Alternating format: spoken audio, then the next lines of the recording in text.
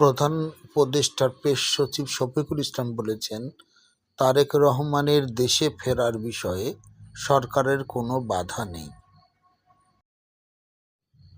বিএনপির সিনিয়র যুগ্ম মহাসচিব রুহুল কবির রিজভী বলেছেন, খালেদা জিয়াকে পথের কাঁটা মনে করতেন শেখ হাসিনা।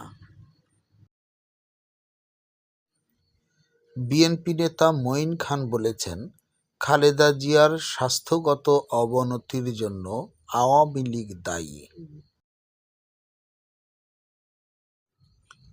ব্যারিস্টার খোকন বলেছেন, ৭১-এর ভূমিকার জন্যই জামায়াত নেতাদের ফাঁসি হয়েছে।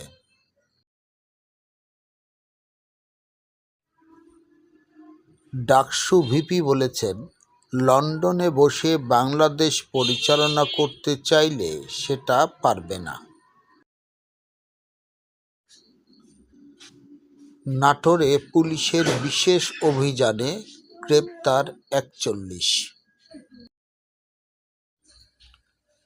টস হেরে ফিল্ডিংয়ে বাংলাদেশ, একাদশে ৩ পরিবর্তন। অস্ট্রেলিয়ান প্রধানমন্ত্রী আলবানিসের ৬২ বছর বয়সে বিয়ে। তামিলনাড়ুতে ২৪ ঘন্টার মধ্যে আঘাত হানবে ঘূর্ণিঝড় ডিটওয়া।